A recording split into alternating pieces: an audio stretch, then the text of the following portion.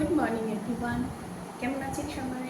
নিশ্চয়ই খুব ভালো আছেন, আর আমি খুব ভালো আছি। আর আজ হচ্ছে শনিবার, এখন ঘড়ির কাটা 9টার হয়। একটু বেলা করে উঠেছি, লাপু অফিস যাবে না, আর অফিস নেই, ছুটি আছে শনিবার। আর হচ্ছে মেয়েরও স্কুল ছুটি, তাই এখন সকাল সকাল চা নিয়ে বসেছি। লাপুকে ঘরে দিয়ে এসেছি, বৌদির চা খাওয়া হয়ে গেছে, আর আমি চাটা নিয়ে বসেছি। চলুন আপনাদের সবাইকে সাথে নিয়ে আজকে আমার নতুন একটা ভিডিও শুরু করছি। আর আজকে টিফিনে কি বানাবো সেটা তো ঠিক করে নিয়েছি। টিফিনে বানাবো হচ্ছে রুটি, আর হচ্ছে বরবটি, একটা সবজির তরকারি করবো। বরবটি আছে, কুমড়ো আছে, সব দিয়ে একটা সবজি তরকারি করবো। রোজ রোজ ভাজা না ভালো লাগে না। আর কালকে রাতে লাপুর যেহেতু জ্বর হয়েছে, তাই ওর মুখে কিছু মানে সেরকমভাবে ভালো লাগছে না, তাই ও কালকে রাত্রে বিরিয়ানি এনেছে, বিরিয়ানি খাওয়া হয়েছে। তা সেই বিরিয়ানিটার মধ্যেই আছে খানিকটা, মেয়ে খেয়ে নেবে। মেয়ের যেহেতু বিরিয়ানি ভীষণ ফেভারিট, তাই মেয়ে খেয়ে নেবে। আর আমার আর লাপুর জন্য কুমড়ো শাক এনেছে, একটু শাক এনেছে। মুখে মানে কুমড়ো শাকের ওই ডাঁটাগুলো চিবালে ভালো লাগে না, ওই ডাঁটা এনেছে, ওই কুমড়ো শাক, ওই ডাঁটা চিবাবে। কুমড়ো শাকটা একটু করবো পোস্ত দিয়ে, সর্ষে পোস্ত দিয়ে। আর পোনা মাছের ঝোল করবো ভাবছি। মুখে জানি ভালো লাগছে না, কিন্তু আবার সবসময় রিচ না ভালো লাগে না। কালকে যেরকম পমফ্রেট মাছ করেছিলাম, কালকে তো কোনো ব্লগ করিনি, পমফ্রেট মাছ করেছি, পমফ্রেট মাছটা ভীষণ রিচ করে ফেলেছি। যদিও ওই রেসিপিটা আমার শাশুড়ি ওইভাবে রান্না করতো, এরকম পমফ্রেট মাছ খেতে খুব ভালো লাগতো, তো এরকমভাবে করেছিলাম। তা সেই ক্ষেত্রে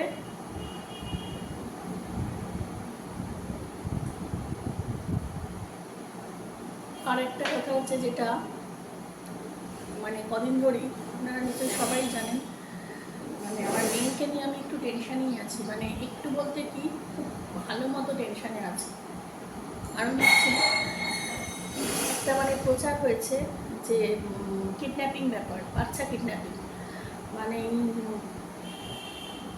9-10 বছর বয়স থেকে আপ টু আপনার 15-16 বছর অবধি, 10 বছর থেকে 16 বছর, এরকম একটা বয়সের মধ্যে কিডন্যাপিং। আর বেশিরভাগ মেয়েদের হচ্ছে, মেয়েরাই বেশি কিডন্যাপ হচ্ছে। তা সেই ক্ষেত্রে মানে একটা খুব টেনশনের মধ্যে আছি। আর সব থেকে বড় কথা সেটা হচ্ছে, একটা খবর পাওয়া গেছে যে আমার মেয়ে যে স্কুলে পড়ে, central modern school, Barasat Kamakhya মন্দির ওখানে, তা ওখানে একটা নাকি এরকম কিডন্যাপিং ব্যাপার অলরেডি হয়েছে। আর হয়ে রীতিমতো খুব মানে হুলস্থুল কাণ্ড হয়েছে। একজনকে মানে দুজনকে সন্দেহ করা হয়েছে, তার মধ্যে একজন মহিলা ছিল। তা সেই মহিলাকে মানে গণপিটুনি দেওয়া হয়েছে, মানে সন্দেহ করেছে যে বাচ্চা চুরি করার ব্যাপারে নিয়ে যাচ্ছিল আর কি। সে নিজে গার্জেন না মা সেজে কি একটা ব্যাপার। তা ওখান থেকে তা ওই মানে স্কুল চত্বরে ওই সাইডটাতেই হয়েছে আর কি। তা সেখানে নিয়ে চলে যাচ্ছিল, তারপরে সাধারণ পাবলিক দেখে সন্দেহ হওয়ার পরে তাকে এমন মার মেরেছে, এমন গণপিটুনি দিয়েছে, মানে সে ওখানেই স্পট ডেড টাইপের আর কি। মানে তার মানে খুবই অবস্থা খারাপ হয়ে গেছে। মানে সাথে সাথে পুলিশ লাঠিচার্জ করেছে ওখানে, তারপরে র্যাপ নামিয়ে দিয়েছে। এবার আমার মেয়ে পরের দিন তো স্কুল যায়। এবার আমি তো মানে রীতিমতো এবার আমাদের যে গ্রুপ আছে বলুন, তারপরে আমাদের যে মানে মেয়ে যে বাসে যায়, সেই বাস ড্রাইভারেরও একটা গ্রুপ আছে সব গার্জেনদের নিয়ে। তা সেখানে সেই গ্রুপে রীতিমতো এই মানে টেনশন, মানে কিডন্যাপিংয়ের এই জিনিসটা মানে ভীষণভাবে প্রচার হয়েছে। আর শোনা যাচ্ছে মানে চারিদিকে এই ব্যাপারটা হচ্ছেও নাকি। বারাসাতে অলরেডি নাকি আর একটাও হয়েছে কেস, তারপর আমাদের এখানে দত্তপুকুরেও নাকি একটা হয়েছে, ব্যারাকপুরে হয়েছে, মধ্যমগ্রামে হয়েছে, পানিহাটিতে হয়েছে, মানে নানান জায়গায় শোনা যাচ্ছে যে হচ্ছে। তা সেই ক্ষেত্রে একটা তো ভয় থেকেই যায়, মানে রীতিমতো মানে ভালোই টেনশন একটা হচ্ছে। বাস ড্রাইভারকেও বলা আছে।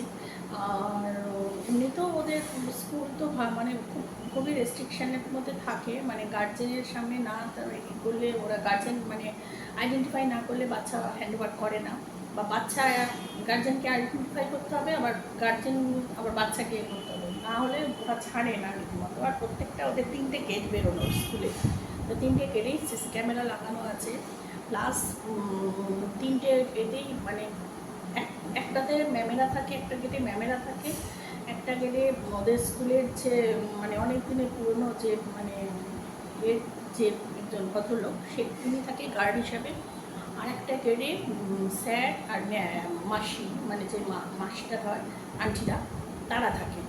তা সেখানে কোনো বাচ্চা মিসিং হওয়ার কোনো কারণই নেই, কিন্তু রাস্তা মানে স্কুলের বাইরে বেরিয়ে রাস্তায় যদি চলে যায় কোনো বাচ্চা, সেখান থেকে যদি কিনে হবে সেটা তো স্কুলের দায়ী মানে স্কুল কর্তৃপক্ষ দায়ী নয়। কিন্তু স্কুল কর্তৃপক্ষ দায়ী নয়, স্কুলে গিয়ে যখন ঘটনাটা ঘটছে তার একটা ভয় তো থেকেই যায়, যে যার বাচ্চা যে যার সন্তান তার মায়ের কাছে স্কুলে যাচ্ছে, সেখানে যদি এরকম একটা বিপদে পড়তে হয় বাবা মার যে কী অবস্থা হয়। তা সেখানে যাই হোক খুব টেনশনের মধ্যে আছি। তারপর আমার মেয়ে যায়, যেটা বলছিলাম, আমার মেয়ে পরের দিন যখন স্কুলে গেছিলো মানে গেছিল হচ্ছে শুক্রবার বৃহস্পতিবার যখন স্কুলে যায় বলছে মা স্কুলের চারিদিকে পুলিশ, তারপরে ওই ভোটের তো অত নেই জানে না, ও বলছে যে ওই যে ভোটের সময় আসে মা ওই ছাপা ছাপা ড্রেস পরে, প্রিন্টেড ড্রেস পরে যে আর্মিগুলো থাকে মানে ওই র্যাপ আর কি। সেটা আমি ফুটেজ দেখেছি, মানে সেই ভিডিও আমি ফুটেজগুলো দেখেছি, আমাকে মানে হোয়াটসঅ্যাপে সব পাঠায়, সেগুলো আমি দেখেছি কী হয়েছে না যে না মেয়েটাকে যে মেরেছে সেটাও দেখেছি, পুলিশ ওখানে লাঠিচার্জ করছে সেটাও দেখেছি, র্যাপ নামানো হয়েছে রীতিমতো সেটাও দেখেছি। তার পরের দিন আমার মেয়ে স্কুলে গিয়ে বলেছে যে সারা স্কুলের মানে জায়গায় পুলিশ র্যাপ আছে, মানে সব পাহারায় আছে আর কি, পুলিশ পোস্টিং করা হয়েছে আর কি ওখানে। তা কোনটা সত্যি কোনটা মিথ্যে, কতটা সত্যি কতটা মিথ্যে আমি কিচ্ছু জানিও না আমি, কারণ আমি তো প্রত্যক্ষদর্শী নই।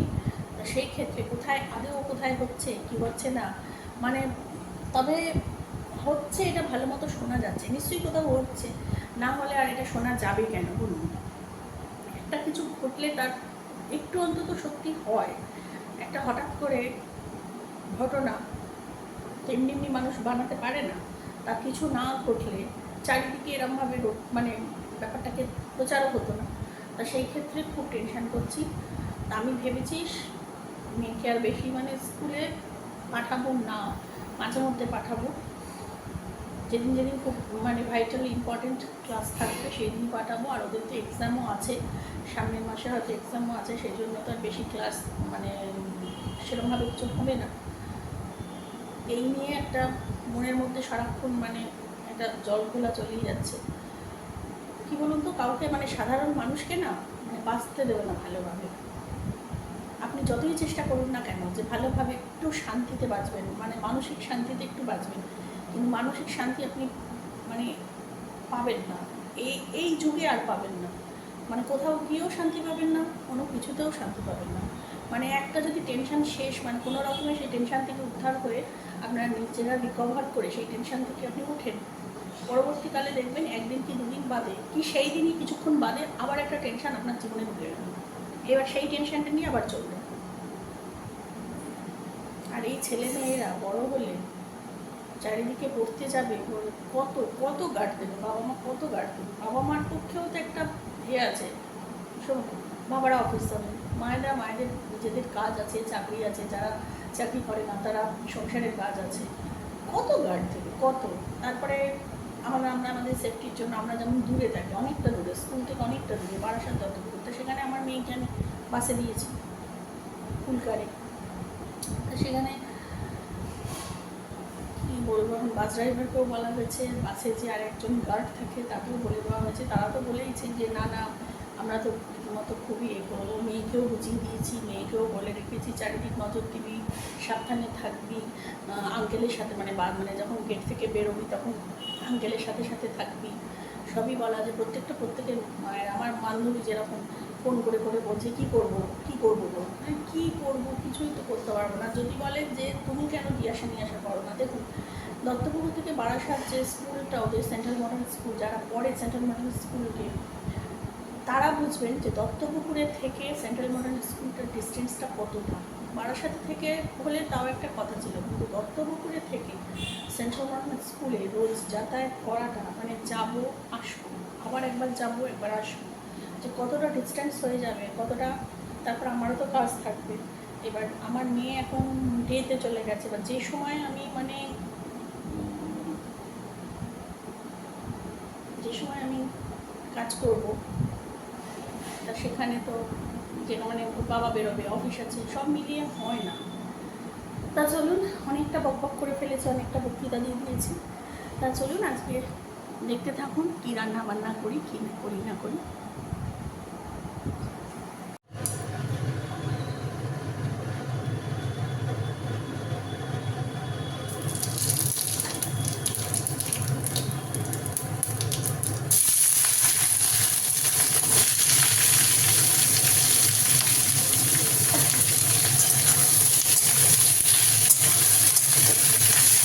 আজকে আমার সেই গরম দিয়েছে, পরশুতে একটু বৃষ্টি হলো,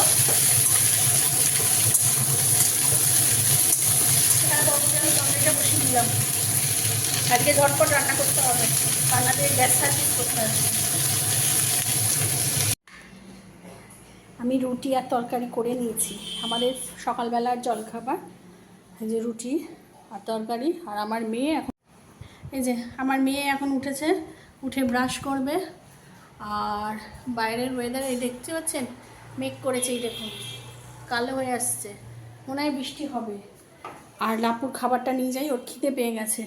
এই যে রুটি আর তরকারি যে সবজিটা করেছি সেটা, ওর খিদে পেয়ে গেছে, ওকে দিয়ে আসি, তারপর এসে আমি আর মেয়ে খাবো। হ্যাঁ নাও, তুমি খেতে থাকো ততক্ষণ।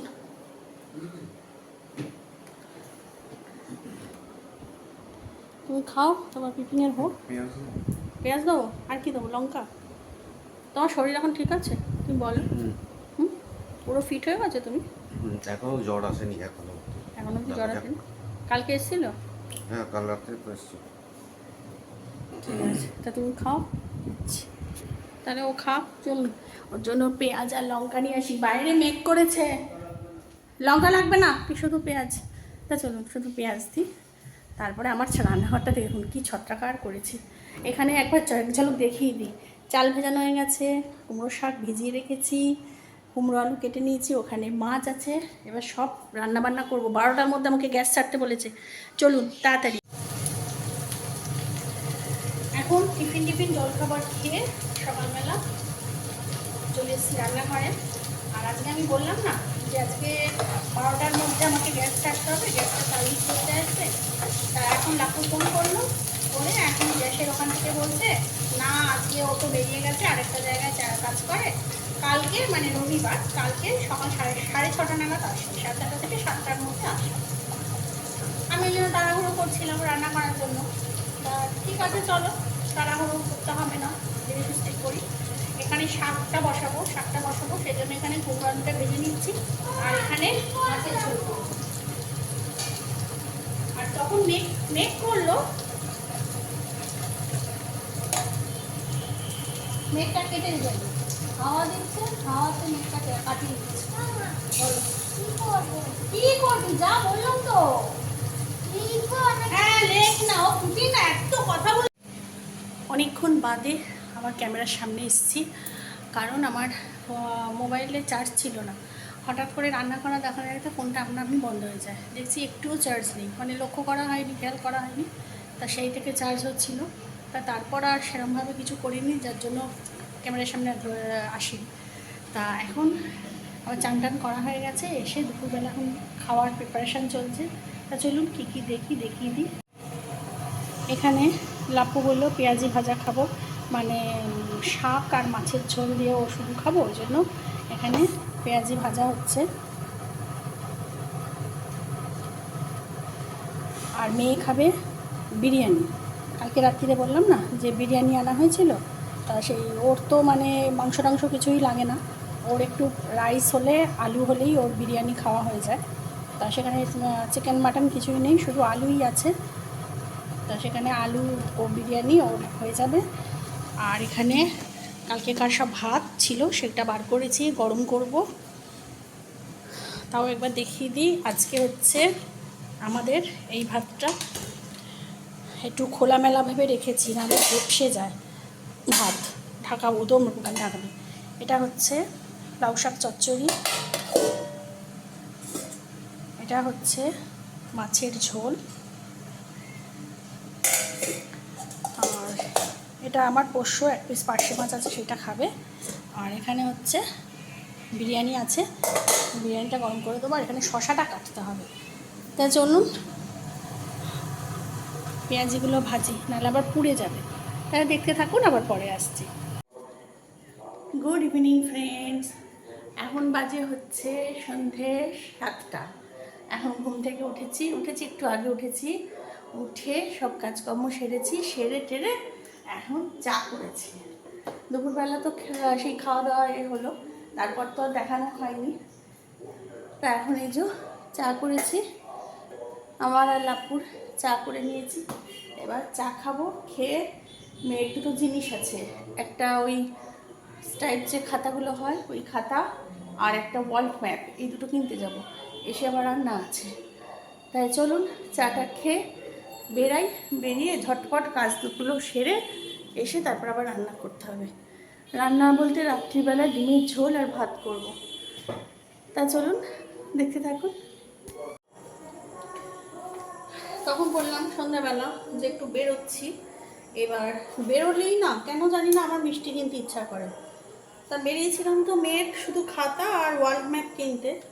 তা খাতা কিনেছি, ওগুলো তো কিনেছি, কিনে ফেরার সময় মনে হয় কি ঘরে একটু মিষ্টি না থাকলে না অসুবিধা হয়ে পড়ে, তাই আবার মিষ্টি কিনতে দৌড়ালাম। আর মাঝে মধ্যে রাত্রিবেলা না, মাঝে মধ্যে না একটুখানি রাত্রি জেগে, মানে ধরুন মোবাইল দেখছি, একটু খিদে পায়, আর তখন না একটু ঘরে মিষ্টি থাকলে সুবিধা হয়। তারপর হঠাৎ করে কেউ আসলেও তার সুবিধা হয়, তাই না? তাই এখন দুরকম মিষ্টি এনেছি। আর যদি মেয়ে রুটি দিয়ে একটু বোঁদে খেতে ভালোবাসে, তারপর লাভপুর একটু রুটি পরোটা দিয়ে বোঁদে খেতে ভালোবাসে, তো সেই জন্য বোঁদেটাই দিলাম। আর চারটে ল্যাংচা হয়েছে। আজকে বিভৎস গরম পড়েছে, আবার সেই গরম, মানে ভেতরে একটা চাপা যেন একটা দম বন্ধ, মানে ইয়ে হচ্ছে, বিভৎস গরম, বিভৎস।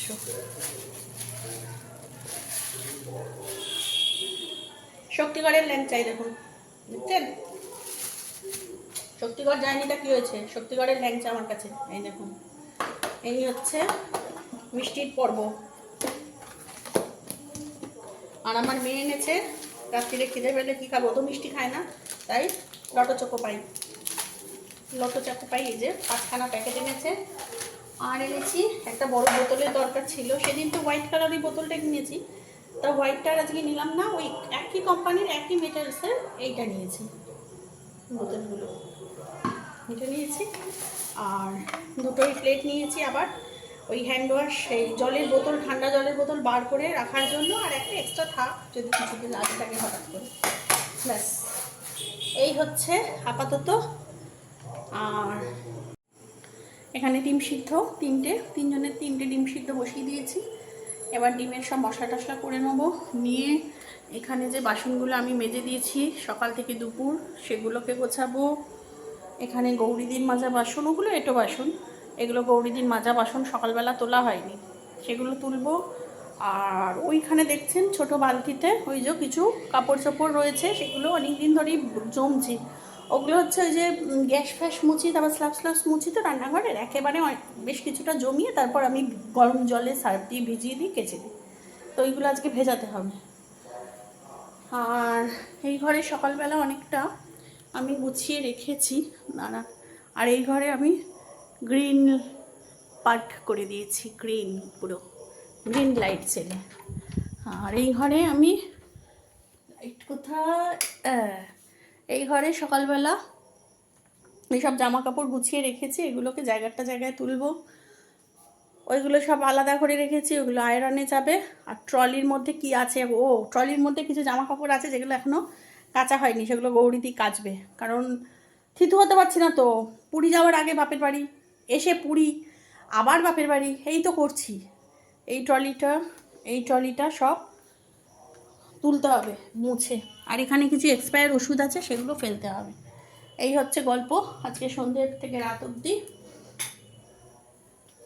ডিমের ঝোলটা করব, তাহলে চলুন ডিমের ঝোলটা করে নিই। ওই যে আবার ফুটছে জল, ব্যাস। তা চলুন দেখতে থাকুন। চলুন ফ্রেন্ডস, এবার ডিমের ঝোলটা বানিয়ে নিই ঝটপট, কারণ এখন বাজে হচ্ছে 9টা বেজে গেছে। ডিমের ঝোলটা বানিয়ে ফেললে